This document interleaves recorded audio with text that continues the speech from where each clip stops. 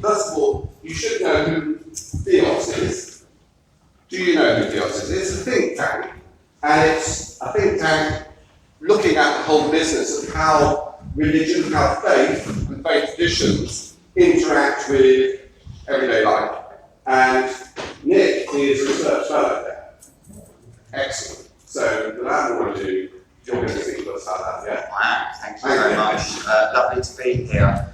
I'm going to be showing you some slides, and I've got to do it behind. So you don't have to stare at me, you can stare at the screen, which would be effectively far more attractive, to be honest with you.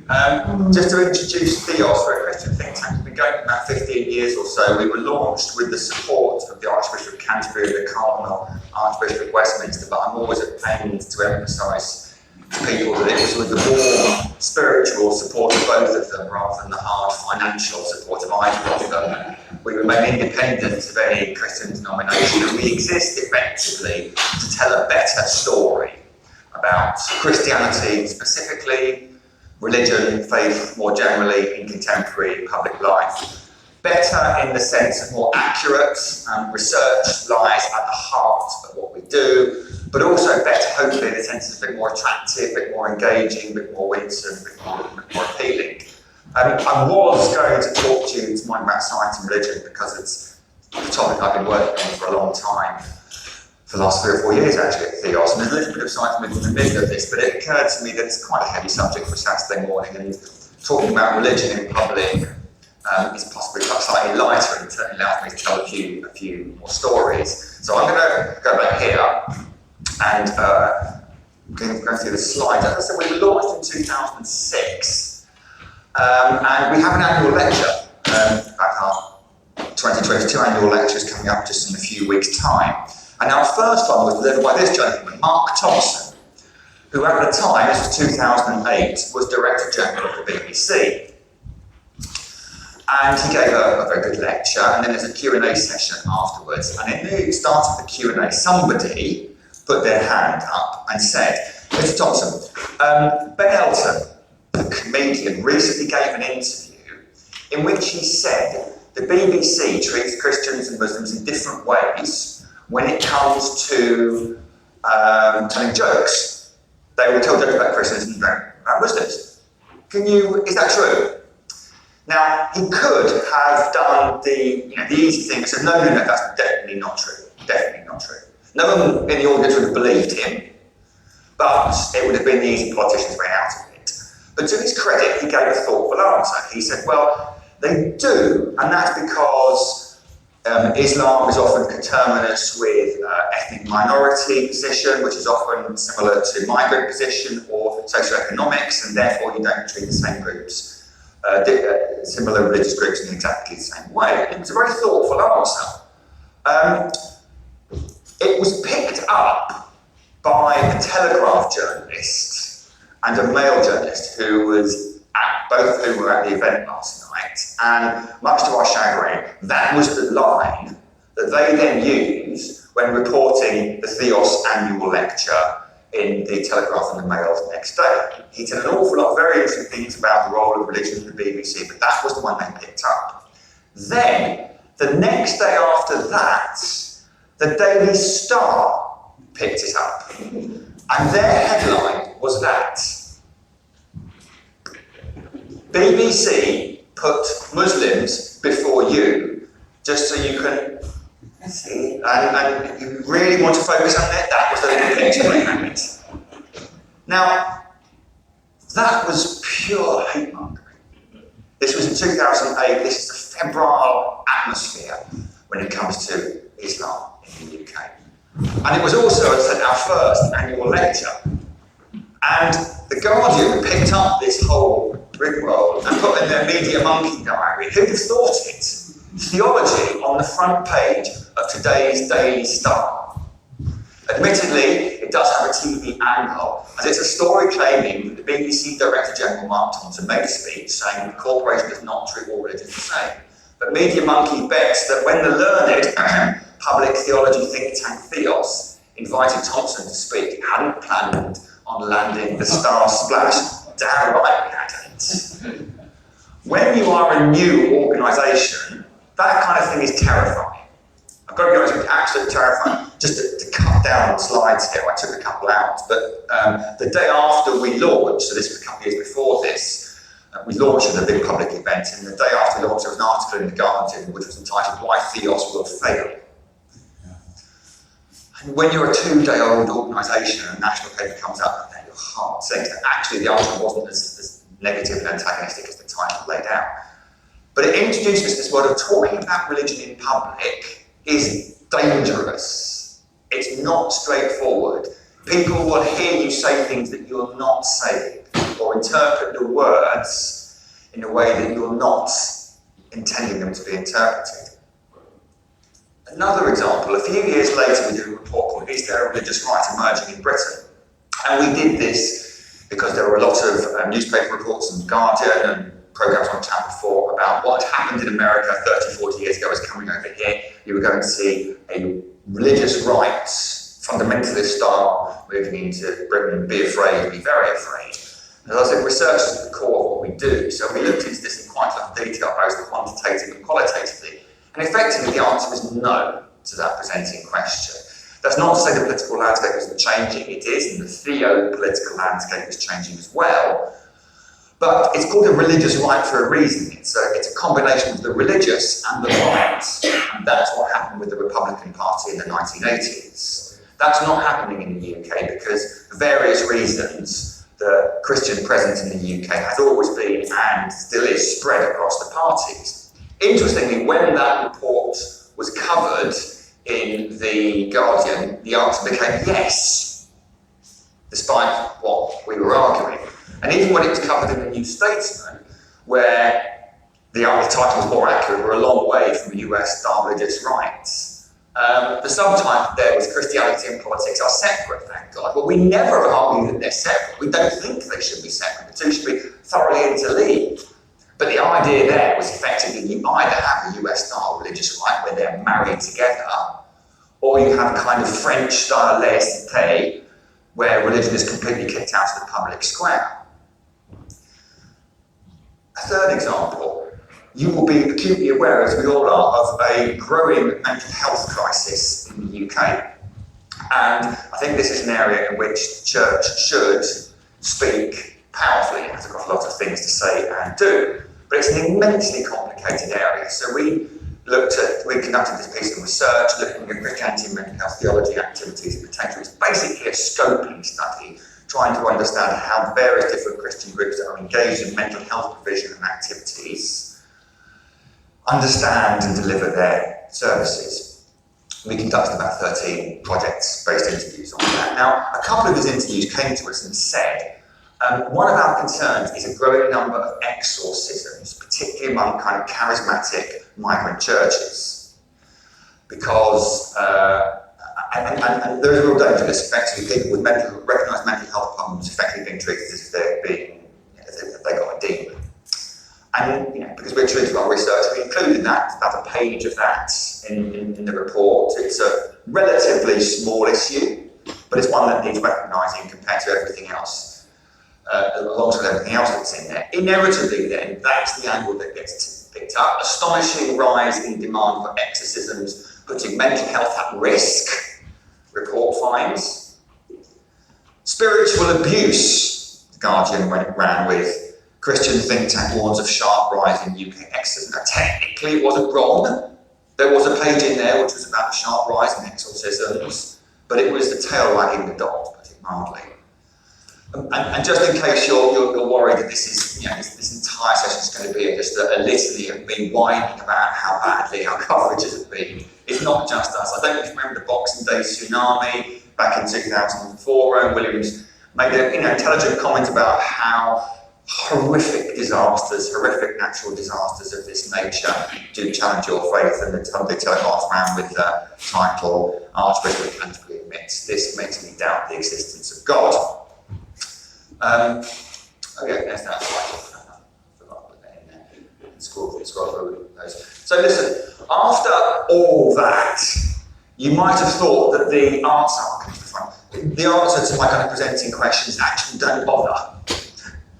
If whenever you speak into public life from an explicitly religious or Christian point of view, you are apt to be misinterpreted or misheard, or for your words to be taken and then used for somebody else's agenda. Don't bother. And of course I don't think that. But I guess the first piece of advice, even before we get to a more constructive piece of advice, is proceed with caution. The way I put it in a Theos report I wrote 2 years ago, it's as if we have this kind of landscape, cultural media landscape of society, and there are some pretty deeply dug trenches in it. And if you're saying things that allow people to further dig in those trenches, great, you'll be heard. So The Guardian had this kind of thing about spiritual abuse, and then they allow us to message that we have our mental health project to further kind of dig that trench. But if you want to say something fresh and different and new, it becomes very difficult. Doesn't mean you don't speak into public debate, doesn't mean you don't have discussions in public. And I think there are very good reasons how and why you can have these discussions, but there's very much a kind of proceed with caution element. More constructively, how do we do this in a way that can actually engage people and pique their interest in the gospel? Well, the first thing I would suggest is actually listen to the kind of conversations that are already underway. Here's a pub quiz question for you. What do these 4 political titans all have in common? It's pretty obvious. 2 on the right, you could say that, Margaret Thatcher once said that Tony Blair is my greatest achievement. But Corbyn and Blair, Corbyn and Thatcher? Surely nothing. Well, the answer is all 4 of them have referenced the parable of the Good Samaritan in their public speeches. And not just kind of in an occasional little kind of constituency speech, but from very big public stages. Thatcher did it regularly. Blair did it quite a bit until an interview went badly wrong in 1994, and as the candle said, we don't do God anymore. Brown Water did a kind of arm's length because he used the son of a man tangle, his father being a minister in Scotland. He didn't kind of talk about him personally, but he did do it like that. And Corbyn used it as well. It's remarkable how many politicians have referenced, sometimes in detail, more often just occasionally, the parable of the Good Samaritan. But it should be obvious, given that particular political range on view there, they don't always use it the same way, and some of them use it in some quite eccentric ways. So I don't know if you remember, this was 7 years ago now, the big debate in Parliament about whether Britain should join with America in bombing Syria during that whole crisis. And Hilary Benn said, "Mr. Speaker, I hope the House will bear with me if I direct my closing remarks to my Labour friends and colleagues at this side of the House." Of course, they were very resistant about this, about the prospect of military intervention. As a party, we have always been defined by our internationalism. We believe we have responsibility to one another. We never have, and we never should, walk by on the other side of the road. That's the phrase that is particularly picked up and used in politics from the parable of the Good Samaritan. It's an interesting use of the parable, and David Mitchell picked up in The Guardian the following day when he said Hilary Benn has quite a robust interpretation of the parable of the Good Samaritan. In his version, the Samaritan doesn't just help the traveller who's been mugged, he volunteers to seek out and blow the living daylights out of the poor chap's assailants, despite the obvious practical difficulties of knowing who they are and tracking them down. This is the Good Samaritan as played by Charles Bronson. So on the back of that, I wrote a short book on the political Samaritan about how power hijacked the parable, which looked at the various different uses of the parable of the Good Samaritan over the last 40 years, so primarily in the UK, although it's not been unpopular in the US as well, and explored who's used it, what they've said with it, why they've used it, and why they've used it in the ways they have, because they've used it in some very different ways. And the question I inevitably get asked when I spoke on it was, who used it best? And I'm not going to go into that just yet, and I'll probably dodge the question if you ask me later on. The point is, most politicians want politics to be about more than politics, to be about more than technocratic economics. They want to do something that is morally profound and significant. And even in the kind of post-Christian culture in which we live, they do so, some of them, by reaching for these kind of underpinning stories that say something profound, and in the instance of the parable of the Good Samaritan, in a beautiful way, about moral responsibility to one another, about the nature of our duty and the world we live in.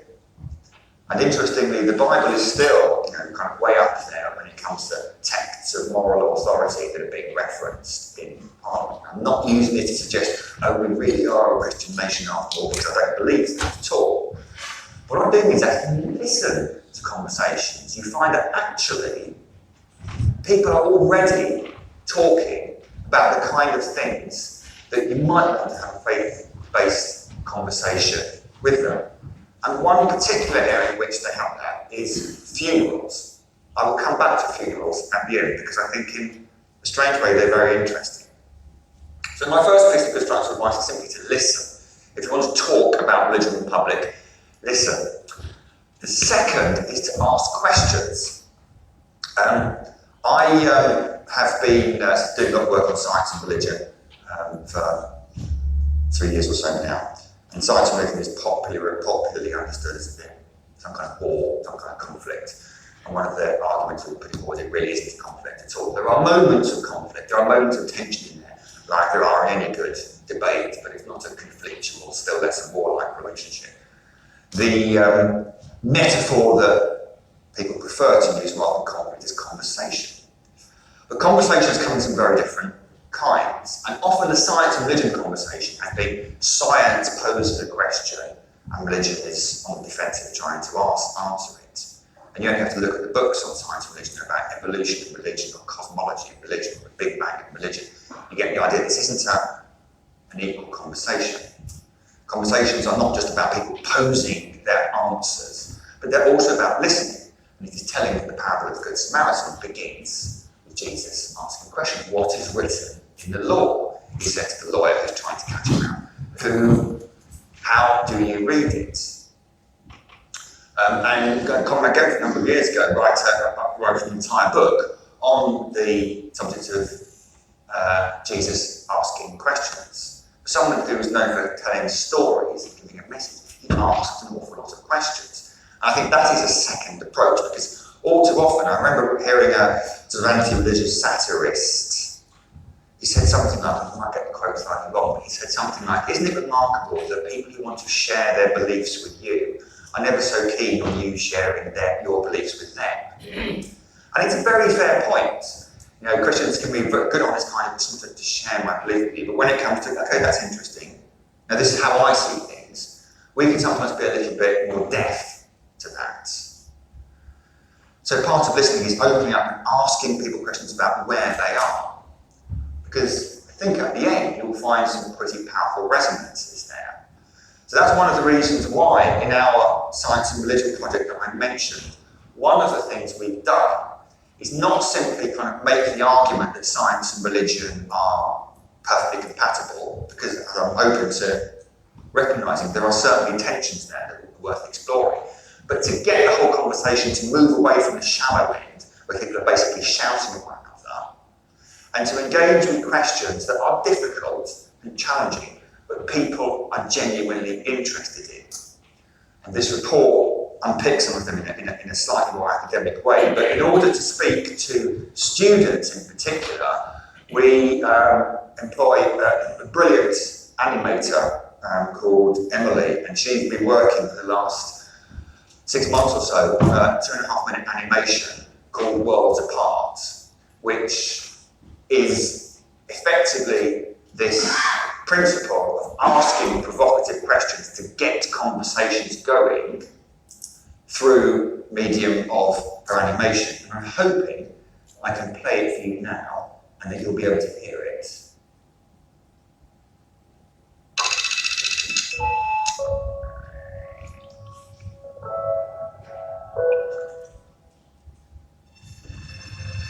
Things look very very different from far off.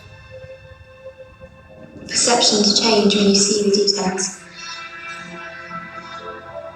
Many people look at science and religion and see conflict. But what if what looks like conflict is actually just conversation? People talking, agreeing, disagreeing, sometimes passionately, about the biggest questions in life. Is the universe simply pure chance, or are its laws fine-tuned for a reason? Is evolution too wasteful to be the design of a loving God? Or is there a direction, perhaps even a purpose to it? When did we become recognisably human? And what makes us different from other animals? Is the brain just a complex machine? And if so, can humans ever truly be free? The questions are as much about religion as they are about science. Are spiritual experiences a sign of something deeper? Or are they simply an illusion of the brain? How should we read holy books? Are creation stories bad science or good poetry? If nature obeys laws, is there a lawgiver? And is it possible to believe in miracles? These conversations are ultimately about who we are and how we live in the world. Are humans material or spiritual, or both? Should we look to science, religion, both or neither for moral guidance? Is altruism just an evolutionary trick, or is it a glimpse of who we were made to be? These are science and religion conversations. Sometimes our opinions feel worlds apart, but to others they seem to align. Will you watch from a distance, or will you join the conversation?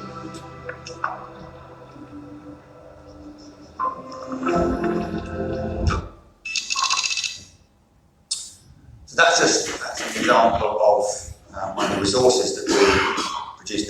That's specifically obviously for the Science Emerging Project, and it's aimed primarily at education.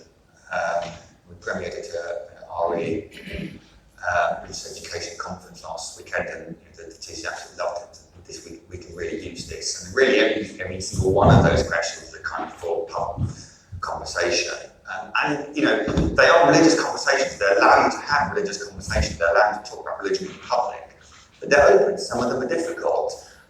I don't think that people engage with them. People like those kinds of questions. Third point, I've just got two more. Act before you speak. I think that this is almost incalculably important. There are all these strange statistics about 7% of communication is verbal. The rest of it is however else. I'm never quite sure about the statistics, but the point that your acts are the things that interpret your words is undoubtedly important. And you can hear exactly the same message from two different people and hear completely different things because their lives do or do not support and encourage, justify and legitimise the message they're giving. And that doesn't just work for individual lives, but corporate lives. Effectively, to put it bluntly, a gospel message of love and forgiveness means nothing from Christians or from a church who are not loving and forgiving. Those acts will automatically nullify any words you give. Vice versa, if it comes from people who somehow are different, who are radiant with love and forgiveness, the words become more credible.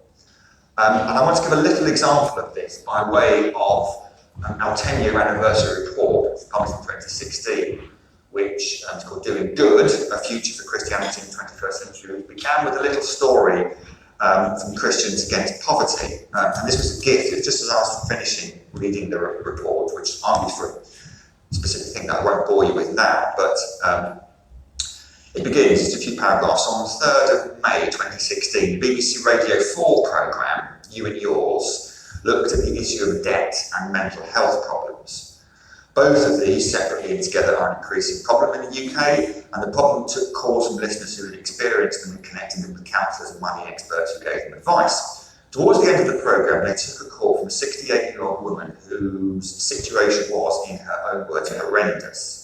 She had major debt problems due to her husband's long-standing paranoid schizophrenia. Unbeknown to her, he had accumulated over £20,000 worth of debt through various channels to pay for his gambling addiction. He didn't work, and they were now afraid to answer the phone or open the post. The result was not only poverty, but a radically broken marital relationship in which she said she felt more like a mother or a debt police than a wife. It's affected how we love one another, she remarked with painful honesty. Martin Lewis, whom we've heard a great deal recently, the independent money-saving expert, was on the programme, listened to her and tried to offer her some reassurance. He said that in many instances of major hidden debts, he suggested visiting a non-profit debt counselling service, but, in his words, you're beyond that. He went on to say, I would say that the right organisation for you is a wonderful organisation called CAP UK, which is Christians Against Poverty. You don't have to be a Christian, he immediately reassured her. Christianity is what inspired them, why they do it, not who they do it to or for. CAP UK, he said, was different from other debt counsellors. Citizens Advice, Debt Change, National Debt Line were all very good agencies, he explained. But they were functional, like an accountant who sorts out your financial problems. What CAP UK do, he said, is they come to your house, give you many more hours, and they also do emotional counselling to do with the debt counselling. I think you could do with someone who comes around, makes you a cup of tea, holds your hand, talks through this, and gets the money sorted out at the same time. I hear wonderful things about people who've been to them. This is Radio 4, it's not Premiere. Just to underline this isn't deliberate propaganda. CAP UK are a wonderful organisation. And there's actually something very theologically profound about what CAP UK are doing here, because it recognises that this isn't a debt problem you're sorting out in a situation. It's a relational problem, it's a marital problem.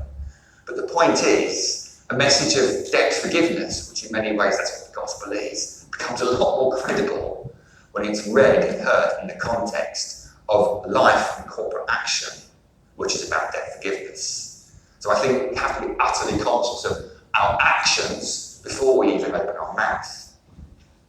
But then we can open our mouth, and there will be a plethora of different situations in which, it's right to open your mouth and right to talk, but one of them might be funerals. I'm only saying this tongue-in-cheek, I don't mean funerals, I do not mean you walk up to the bereaved into a funeral and say something platitudinous about heaven or judgment or anything like that. But it does struck me in the past that there's certain things you don't hear at a funeral. You don't hear the deceased drove a massive car, or enjoyed luxurious holidays, or they had an affair, or they worked so hard they never saw their family. What you do tend to hear is this. They were a talented artist, a fine musician, or a keen sportsman. They were generous. They did an awful lot of good work for charity. They were committed to a cause. They made a difference in the world. And most obviously, they were a wonderful son, or husband, or father, or friend, etc. Those messages coming up, and they kind of stayed with me for a while, and then it occurred to me why they stayed with me. The image of God text in the beginning of Genesis. Let us make mankind in our image, in our likeness, so that they may rule over the fish of the sea and the birds of the sky, over the livestock, or the wild animals, over the creatures that move along the ground. So God made mankind in his own image, in the image of God he created them, male and female he created them. It is possibly the most interpreted passage in the entirety of Scripture, and you can find it being interpreted in pretty much any way you like over the last 2,000 years or so. But I did some work on it in partnership with Tearfund and CAFOD, the aid charities, a while ago, trying to understand what it means for international development, and burrowed into the current sort of theological understanding. Consensus is too strong a word about what it means. And there are kind of three interpretations. They're not mutually exclusive of what the image of God means. It firstly means it's something substantial. Humans have a particular or distinct quality to us that differentiates us from the rest of the created order. 300 or 400 years ago, in fact, for much of Christian history, that has been interpreted as our rationality. And actually, in fact, there's not much evidence of rationality in that Genesis story. There's an awful lot of evidence of creativity. We are made in the image of the Creator God, Genesis 1. So the image of God means that we're substantial and that we're creative. But there's also a distinct functional element there. God created man in his own image, blessed them and said, be fruitful and increase, rule over the fish of the sea, etc. In other words, humans are made in the image of God because we have a certain function to do. We have to achieve something. And finally, humans are made in the image of a relational God. Let us, it's the plural in Hebrew, let us make man in our image. And it struck me that actually that maps on really well to the kind of messages you get at funerals. We want to be remembered for being creative. We want to be remembered for having done something good with our lives. And we want to be remembered for having loved others, for being in good relationships. It strikes me that deep down, these are kind of creation ordinances, as it were. This is who we are as a species, who we are as a people. And funerals are wonderful in the sense they just clear away the fog of everyday life and the things that concern us on a day-by-day basis. And you get a chance to step back and you think, oh yes, that's who I want to be. That's what I want other people to see me as, and that's what I want to be remembered for. And perhaps not surprisingly, those things that we want to be deep down, that we want to be remembered for, are the things that we were made for, in the image of God. And that you see in Christ and you see restored to us in Christ. It's just one example of conversations that are out there. And I think if we listen, if we prepare to ask questions, and in particular, if our spoken interaction is embedded in a life which reflects those values, you can have genuinely profitable conversations and talk positively about religion in public. I think that's me done. Do you do questions for these things? We do. Very happy? We do, absolutely. And Colin's got a microphone.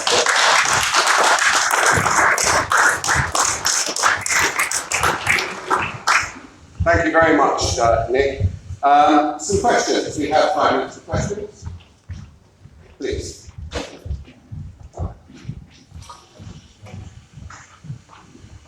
David Slater from St Mary's Church, Cambridge. Nick, thanks ever so much for that. I found myself agreeing wholeheartedly with the sentiments that you were expressing, which is all both unusual and delightful. One of the things that I picked up on, as you said, that those people who are keen to tell us about their religion are not always so keen to listen to the details of ours. And this is something that's been troubling me a little bit recent times, because one of the things that I don't like doing is evangelizing. And I use that word in the sense of recruiting people to my own religion. What I prefer to do is to tell them about my religion and find out about theirs. And I'm a bit worried that this goes against the teaching of Jesus, who said, go out into the world and preach the gospel. And I try to salve my conscience by thinking that preaching the gospel is not the same thing as you must come along to St Mary's Fetcham on a Sunday at 8 o'clock on Friday. Am I right to distinguish between preaching the gospel, which I understand to mean the good news of God's relationship with us, or should I interpret that as a remit to recruit? It's a very good question. And there is that old joke, isn't there? There's one thing that Christians and non-Christians share, is that they both hate evangelism. And I can empathise a great deal with that. And certainly in 10 years after I became a Christian, I had this sense of, well, I shouldn't be having these conversations with my friends. I should be preaching the gospel. Actually, it was harmful. So I've been sitting in a group with friends, and I've been friends for a long time. And I'd almost be more withdrawn, because I'd be thinking, how do I kind of get got into this conversation? I mean, it made me feel guilty, because if I did, which was rarely, I did it badly, and it almost drew me out of the kind of capacity to do so. I would say about the Great Commission, I mean, they're absolutely right, but what really changed my view that gave me perspective on this was a book by Graham Tomlin, who we were talking about earlier, who used to be Bishop of Kensington, called The Provocative Church, which is superb. I strongly recommend you read it. And the point he makes is that a lot of Christians do fixate on this, go out and spread the message to the nations, but actually, if you look at the New Testament, the majority of Paul and other advice is actually telling people how to get their communities working. Paul and Timothy and Titus and others and Barnabas went out and spread the news to the nation, but actually most of the effort there is how do you live, how do you form a community that is attractive and appealing and provocative, and I think that is a greater cause. I'm not in a position to tell anyone what not to do. Some people I know are brilliant evangelists in that sense. From my point of view, I felt an enormous kind of weight lifting my shoulders when I realised actually you don't have to work into every conversation or try and steer conversations back into it. I like going to the pub and have conversations about this kind of interesting stuff. And actually, when we do that, I'm able to say, this is why I think this from this point of view. Take it or leave it, frankly. I'm used to it. It's just a more relational approach. It probably isn't very good evangelism, but it's simply where I am. I just suggest people find their own level. Thank you. Bill. You've laid great emphasis on newspapers and the information they give out. Now, how do we differentiate each paper that gives the same story with a different slant? It's very, very awkward.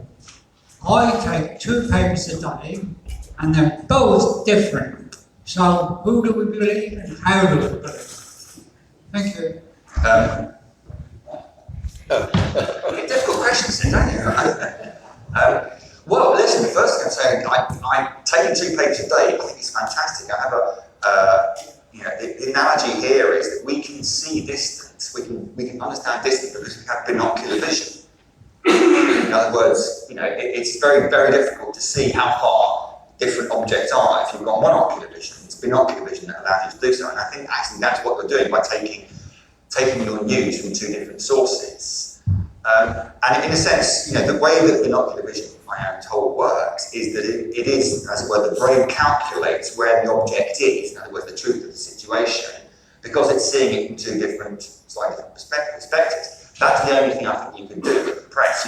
You never get to know the truth, because apart from anything else, so much of it is interpretation. Almost any political views. I mean, I'm not going to go there. I can talk about this week. I won't. Pretty much any political view, any serious view is open to different interpretations. So I certainly wouldn't get hung up on trying to identify what is the non-negotiable, absolute, obvious truth of the situation, because most of them are open to interpretation. But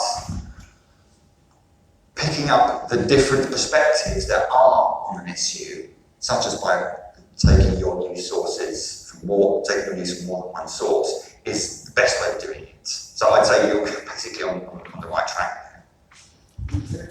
That's one more question, yeah.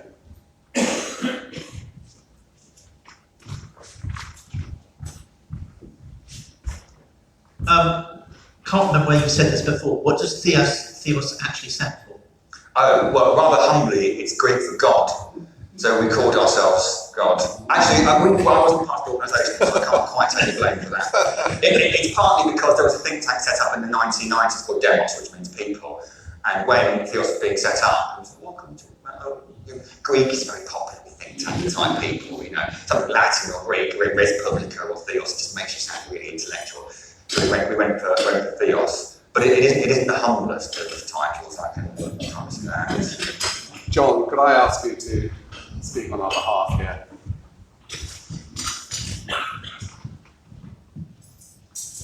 I think the thing is, follow that. Nick, thank you. having that historical perspective at the beginning, I found very valuable.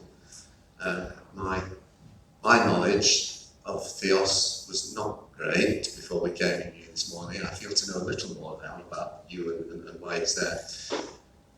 I've never thought of this before, but when we came to the questions, I think perhaps the questions that are asked say something about the talk that we heard.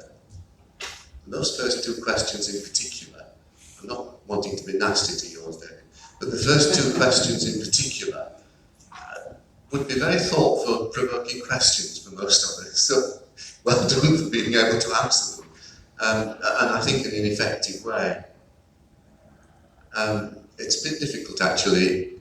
You ought to think about this in the future, Mike. Don't ask a preacher to give a vote of thanks, because it might go on a bit longer than you want to.